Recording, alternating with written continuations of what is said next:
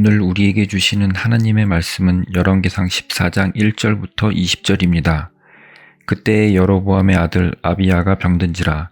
여로보암이 자기 아내에게 이르되 청하건대 일어나 변장하여 사람들이 그대가 여로보암의 아내임을 알지 못하게 하고 실로로 가라. 거기 선지자 아비야가 있나니 그는 이전에 내가 이 백성의 왕이 될 것을 내게 말한 사람이니라. 그대의 손에 떡 10개와 과자와 꿀 한 병을 가지고 그에게로 가라. 그가 그대에게 이 아이가 어떻게 될지를 알게 하리라. 여로보암의 아내가 그대로 하여 일어나 실로로 가서 아비야의 집에 이르니 아비야는 나이가 많아 눈이 어두워 보지 못하더라.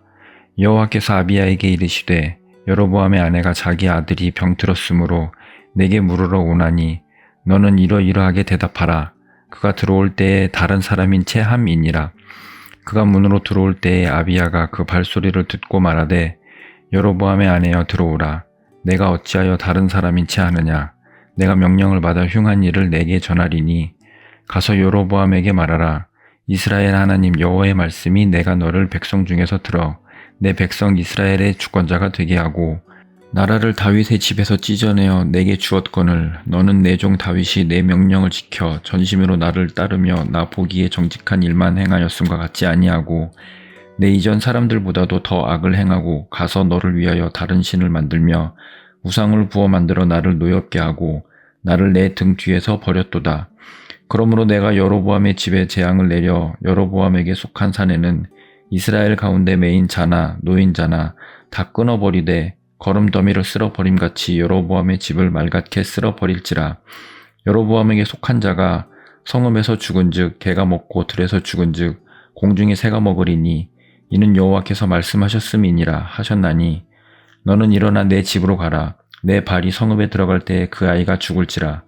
온 이스라엘이 너를 위하여 슬퍼하며 장사하려니와 여로보암에게 속한 자는 오직 이 아이만 묘실에 들어가리니 이는 여로보암의 집 가운데에서 그가 이스라엘의 하나님 여호와를 향하여 선한 뜻을 품었음이니라. 여호와께서 이스라엘 위에 한 왕을 일으키신즉 그가 그날에 여로보암의 집을 끊어버리리라. 언제냐 하니 곧 이제라. 여호와께서 이스라엘을 쳐서 물에서 흔들리는 갈대같이 되게 하시고 이스라엘을 그의 조상들에게 주신 이 좋은 땅에서 뽑아 그들을 강 건너로 흩으시리니 그들이 아세라상을 만들어 여호와를 진노하게 하셨음이니라. 여호와께서 여로보암의 죄로 말미암아 이스라엘을 버리시리니 이는 그도 범죄하고 이스라엘로 범죄하게 하였음이니라 하니라. 여로보암의 아내가 일어나 디르사로 돌아가서 집 문지방에 이를 때에 그 아이가 죽은지라. 온 이스라엘이 그를 장사하고 그를 위하여 슬퍼하니 여호와께서 그의 종 선지자 아히야를 통하여 하신 말씀과 같이 되었더라. 여로보암의 그 남은 행적 곧 그가 어떻게 싸웠는지와 어떻게 다스렸는지는 이스라엘 왕 역대 지략에 기록되니라. 여로보암이 왕이 된 지 22년이라. 그가 그의 조상들과 함께 잠에 그의 아들 나답이 대신하여 왕이 되니라. 아멘.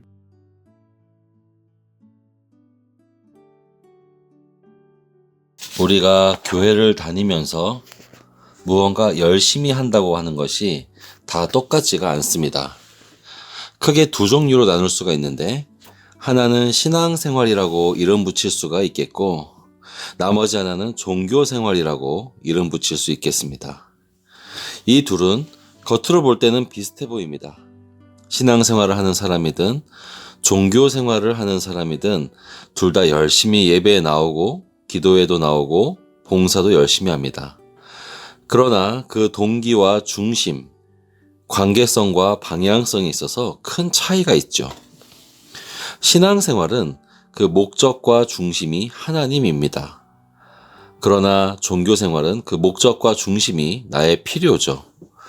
그러다 보니까 같은 기도를 하더라도 하나님과의 인격적인 관계 속에서 하나님을 의식하며 그 앞에 무릎 꿇는 사람은 신앙생활을 하고 있는 것이지만 똑같은 기도를 하더라도 하나님의 인격성은 전혀 의식하지 않고 그저 행위 자체에 만족하거나 아니면 종교적 활동을 내 이익이나 목적의 수단으로 여기는 그것은 종교생활이라고 할 수가 있습니다.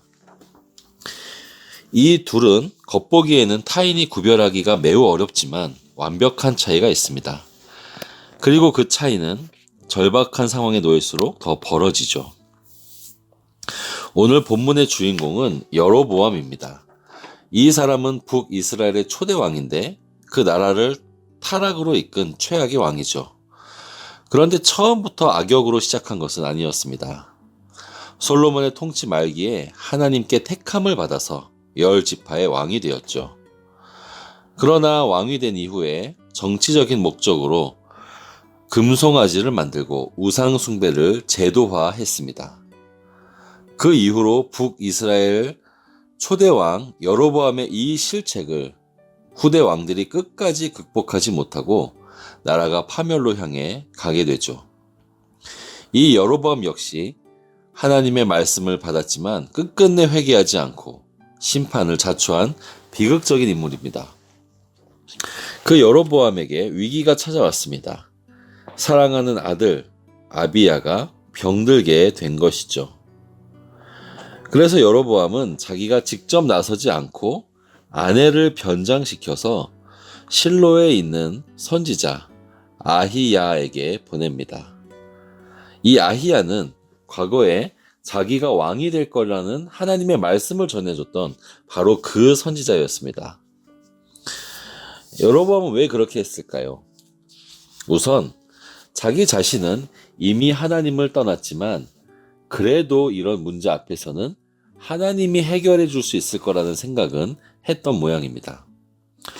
그런데 동시에 자기가 하나님 거역하고 우상 숭배를 제도화하는 악한 길을 걸어왔기에 막연하게 하나님께 받아들여지지 못할 거라는 그런 생각한 것이죠. 하나님 앞에 설 자신이 없었던 것입니다. 굉장히 이중적인 태도죠.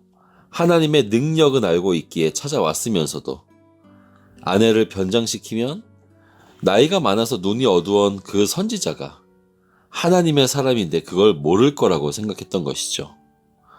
그 선지자를 속여서 축복의 말만 얻어내면 마치 하나님이 그 말대로 조종당할 것이라고 생각했던 지극히 인간 중심적인 생각입니다. 그러나 하나님은 인간에게 조종당하는 분이 아니시죠. 그렇게 찾아온 여로보암의 아내에게 선지자는 충격적인 예언을 합니다. 여로보암의 가문이 멸망할 것이고 사랑하는 아들 아비야 역시 죽게 될 거라고 합니다. 이 병에 걸린 아들 아비야는 그나마 선한 인물이었습니다. 그래서 그 아비야는 적어도 장례를 받을 수 있게 되겠지만 나머지 모든 가문의 사람들은 길에서 들짐승에게 먹히는 처지가 되는 비참한 마지막을 맞이하게 될 거라고 합니다. 결국 이 아내는 집으로 돌아왔고 말씀대로 아비야는 죽습니다. 오늘 본문에서 여로보암이 무엇을 잘못했는지가 여러분 어느 정도 파악이 되십니까? 여로보암은 하나님의 도움이 필요했습니다. 그래서 그는 아내를 보내서 하나님을 찾아가기도 했습니다. 오늘날의 상황으로 한번 생각해 보면 어떤 성도가 기도 제목이 생겨서 하나님 앞에 나아갔다 그 말이죠. 그 자체는 틀린 것이 아닙니다. 우리도 간절하고 절박하면 주님 앞에 기도의 자리에 더 잘 나오지 않습니까? 그것은 당연한 것이죠. 그러나 이 여로보암의 문제는 하나님 앞에 자기를 숨기고 하나님의 능력만을 이용하려고 했다는 것입니다. 오늘날 우리는 최대한 자기 자신을 감추려는 시대에 살고 있습니다. 이런 문화를 이름을 붙여보자면 가면의 문화 안에 살아간다 해도 과언이 아닙니다. 오늘날 젊은이들은 SNS 속에서 꾸며진 자아, 필터링된 삶을 살고 있습니다.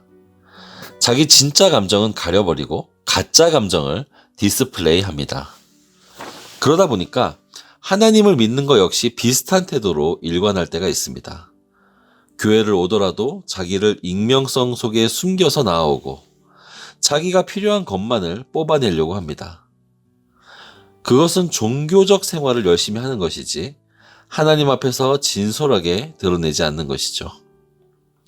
마치 하나님의 힘을 얻으려고 나아갔는데 마스크로 정작 자기 모습은 꽁꽁 싸맨 채 나아가는 것과 같습니다. 하나님을 나의 문제를 해결해 주실 진정한 왕이자 주권자로 여기기보다는 그저 내가 어느 정도만 하면 나에게 장단을 맞춰줄 일종의 도구로 생각하는 것입니다.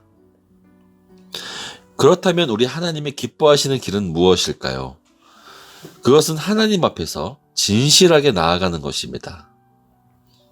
여로보암의 문제는 하나님을 속이려고 했다는 것입니다. 처음부터 하나님 앞에 진실하게 나아갈 마음이 없었죠. 그는 물론 어느 부분에서는 하나님의 능력은 인정했습니다. 그래서 하나님의 도움만을 원할 뿐 하나님 자체를 신뢰하지는 않은 것입니다. 사랑하는 성도 여러분, 우리가 겉으로 볼 때 열심히 신앙생활을 하는 것 같아 보여도 우리 마음의 중심을 따라서 그것이 정반대일 수가 있습니다. 디모데전서 6장 5절에 따르면 이런 구절이 있습니다. 마음이 부패하여지고 진리를 잃어버려 경건을 이익의 방도로 생각하는 자들의 다툼이 일어나느니라.